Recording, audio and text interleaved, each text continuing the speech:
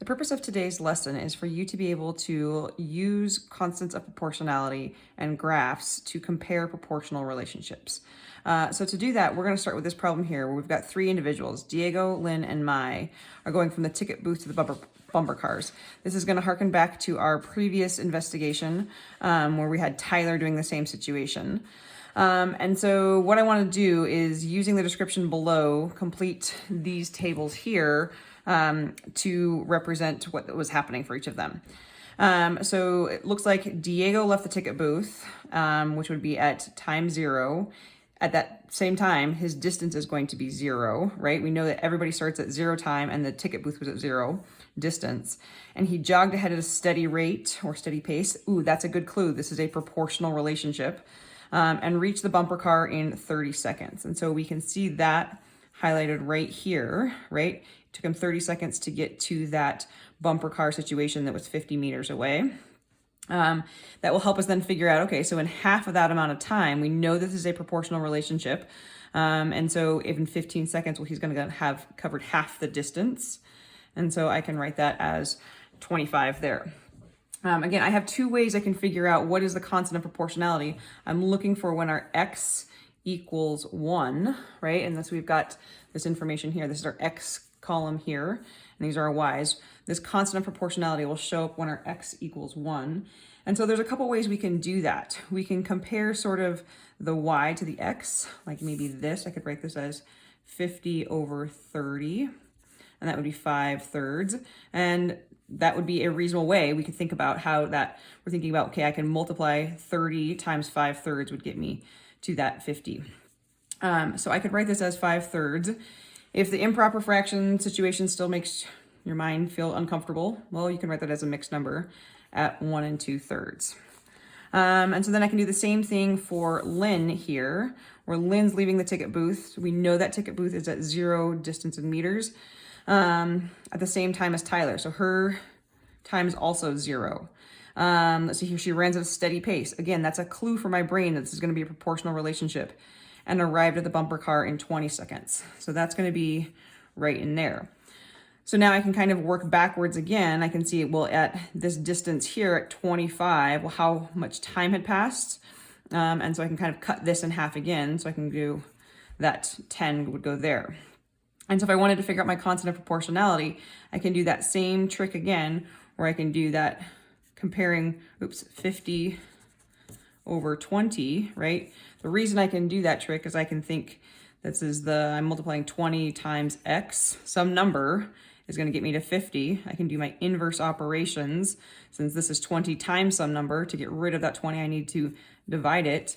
And so I get that 50 over 20. And so I can just write this as 2.5. And so again, I can identify my constant of proportionality when that x equals 1 right here in the table. For Mai, it says that Mai left the booth 10 seconds later than Tyler. So that's what's a little tricky here for Mai, is that for 10 seconds, they're going to hang out. This human is just like, she's hanging out, maybe she's having a snack or whatever. For 10 whole seconds, she hasn't done anything. And so her distance for those 10 seconds is going to be 0. And then here she has a steady jog from that point in order to catch up with Tyler just as he arrived at the bumper cars.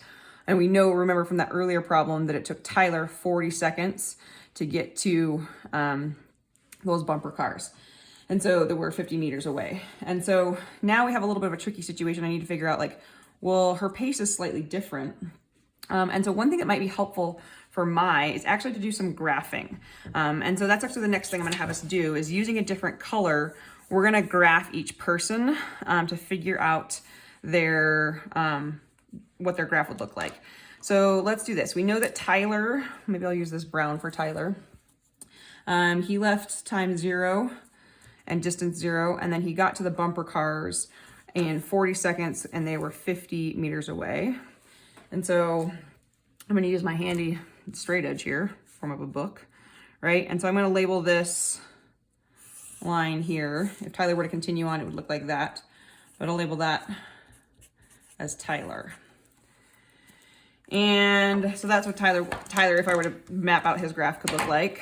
For Diego, we know he also started at time 0, 0. Gonna put a dot in there. But then he looks like Diego got there to that 50-meter distance in 30 seconds. And so I need to come over to 30 and then up to 50. And so this is Diego in my blue line. Again, I'm using my straight edge sort of to make sure it doesn't look like a first grader did it. And maybe I'll label this line here. This was Diego. And then now for Lynn goes from 0, 0, and then Lynn gets to there in only takes Lynn 20 seconds. So I can come over here to 20 and find that 50 mark and draw my line in like this. This would be Lynn. And then for what we have is a little bit of a unique situation. So remember, the problem that we were given says that let me pull this up, my left the booth 10 seconds later than Tyler. So that means from 0 to 10 seconds, her distance doesn't travel at all, right? So she's got a distance of 0, and so her graph is actually gonna be a flat line like this. And then from there, now she catches up with Tyler. She meets Tyler at that time there. And so her graph looks a little bit different. Who's this? This is than everyone else's. It's not a true proportional relationship because it has this flat section and then the steepness changes. And so if we're trying to figure out like who is moving the fastest and how is that reflected in the graph, what we're looking for here is the line that is the steepest. And in fact, this is the line that has the highest constant of proportionality. And so we think about this one here for Lynn. Well, we were saying, she traveled at a speed of 2.5 miles or meters per second. And so her line is pretty steep compared to Diego is going at 1 2/3 meters per second. And his line is a little bit less steep. Tyler, if we remember from the day before, or we can do it again now, I can think about this coordinate here is that 40 times some number equals 50. Can do my inverse operations. And so x equals 5/4 or 1 1/4. And so what we can kind of glean from all of this is that graphs that have a steeper line have a higher constant of proportionality. And the opposite of that is also true. If you have a higher constant of proportionality, you can expect a steeper line. And so we can look at her speed down here. We could figure out hers is a little bit harder to do because we have these changes in speed. And so we would actually have to break hers down into 2 sections of like, from here, her speed is nothing. She's not going anywhere.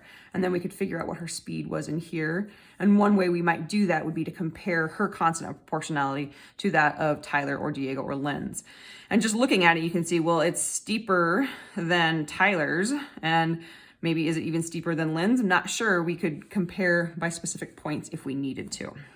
Okay, so big takeaways from this lesson is that steeper lines will have a higher constant of proportionality.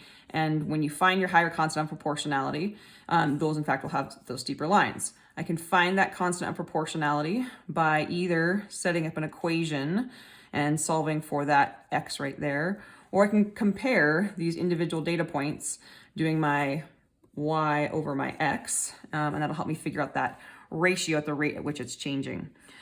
The other thing that would be to harken back to our earlier investigations, if we wanted to write an equation for each of these humans, if I'm thinking about that y equals kx, where a constant of proportionality, for Lynn, maybe I'll just do this in the specific colors.